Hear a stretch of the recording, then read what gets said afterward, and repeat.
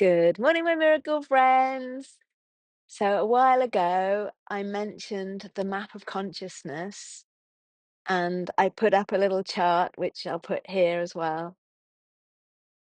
Dr. David Hawkins was a psychiatrist who, using muscle testing, managed to calibrate every level of consciousness and put it onto a map from low levels of consciousness all the way up to very high levels of consciousness. And by consciousness, I mean a certain state in which we could find ourselves. That could be anger, that could be envy, that could be hate, it could be courage, it could be love, it could be ecstasy.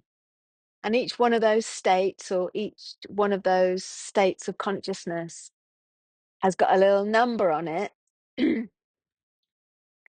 And this is a representation of the actual energy that each mood or each state of consciousness represents.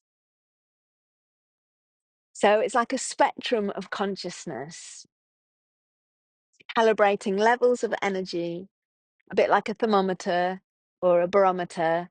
It shows where you're at, and you can feel where you're at with your level of energy as well. So the measurements are not based on personal opinion or anything like that. They're literally an actual calibration of energy. So it's not a judgment or a moral statement to say where you might be at a certain point. But for example, the energy of Mother Teresa calibrated at 710, and the energy of Adolf Hitler calibrated at around 40. And most of us calibrate somewhere in between. And music and places and belief systems and ideologies and political leaders and anything you can think of in life, animals, intentions, all emit an energy and can be calibrated as to a certain essence or its degree of love and truth.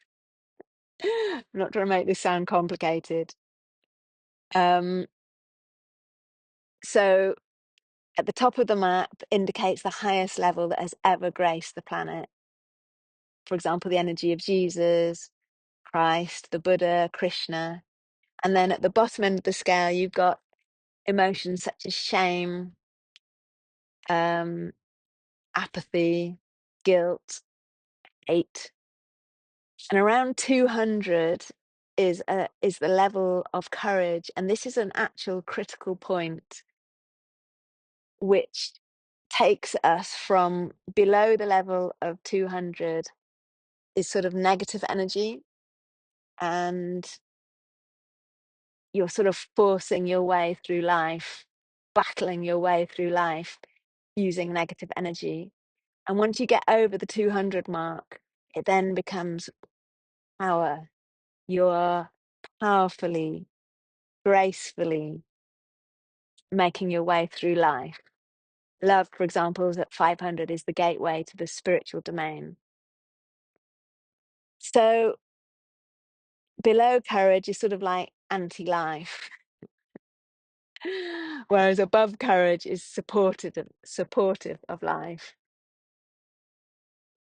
And we tend to be drawn to people who are over 200, and we say they are high or they are radiators, and we really appreciate their positive energy, and you feel safe with them. Or animals emanate this beautiful higher energy. And people in this higher state of consciousness are really having a very positive influence on everyone around them. So we are all capable of every level of consciousness, and every level of consciousness exists within us. And whatever level of consciousness you are at, it's almost like tuning in to a Netflix show. Everything will sort of reflect back to you that level of consciousness. So if you're in anger, for example, everything you see will annoy you, and everything will be making you angry. It's like a self-fulfilling prophecy. Whereas if you're, let's say you're in apathy or you're in grief, you can't get out of bed in the morning because you're just so sad, you know, everything will feel heavy and sad. There won't be anything that can come into that that will make you feel better, if you know what I mean. So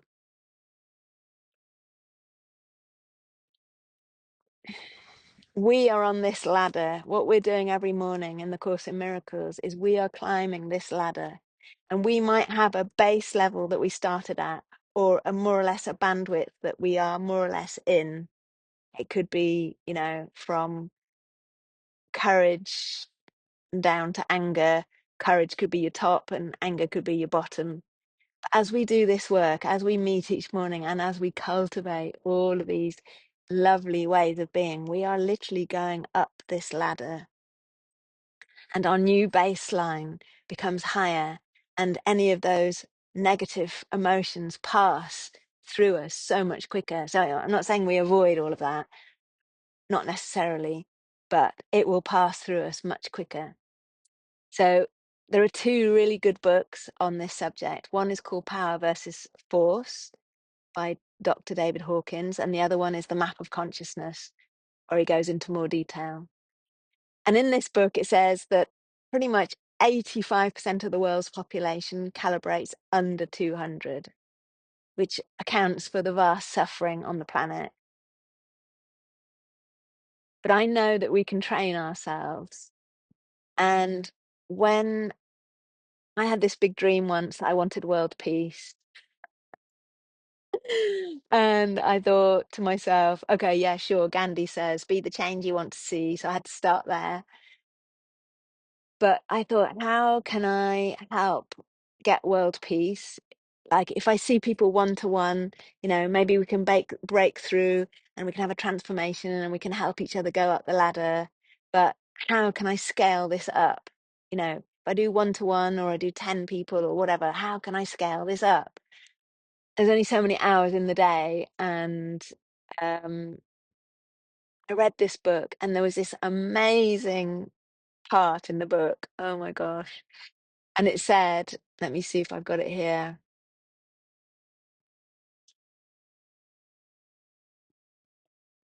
Humankind, thankfully, is saved from self-destruction by virtue of the fact that the minority calibrating at these higher positive levels will counterbalance the weight of negativity.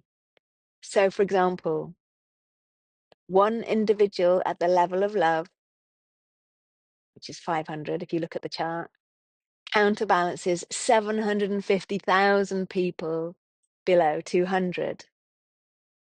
The significance of each person's inner evolution then becomes obvious. Another notable discovery is that family pets calibrate around 240 to 250, and their nature is benevolent overall, which means we are safer with a cat or a dog than with the majority of the planet, people on the planet. So when I realized that the average person calibrates pretty low, and all I have to do is get myself into a state of love to help the world, which means I get out of bed and I fall in love and I choose everything that makes my heart sing during the day. I am doing more good, even if I don't see a single person for the rest of my life. I'm doing more good to the world by putting myself into a state of love. So on the scale, which goes from 1 to 1,000, where 1,000 represents the great avatars, and as we've already said, all the other things on there. Let me just find that a really good bit.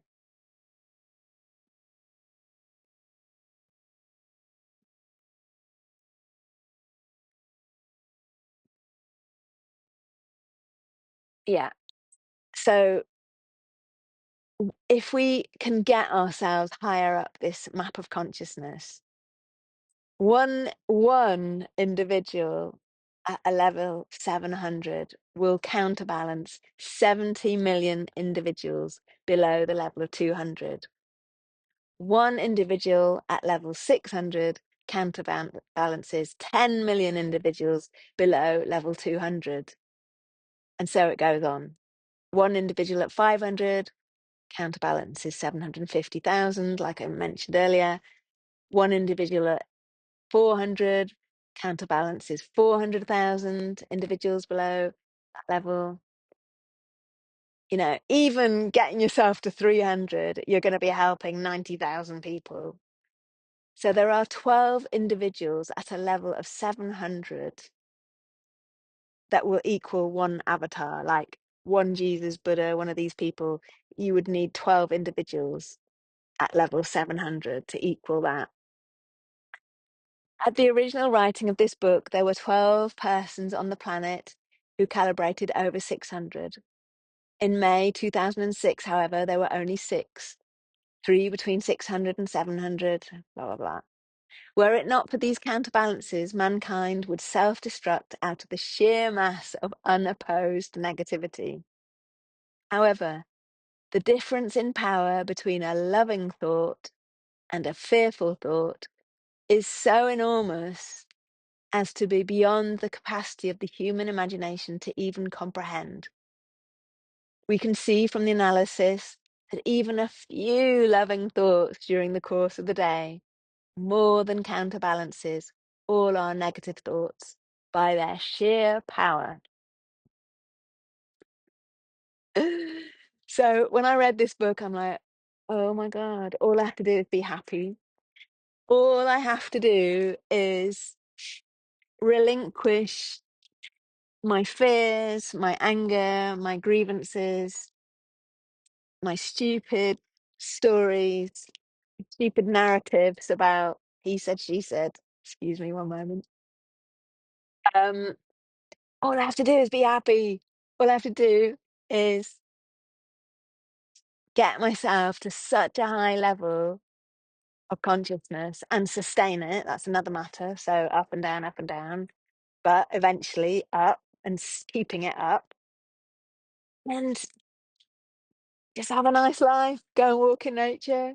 Go and swim in the river. Go and sit in a tree. That's all we have to do. It's so simple. Give up the bullshit.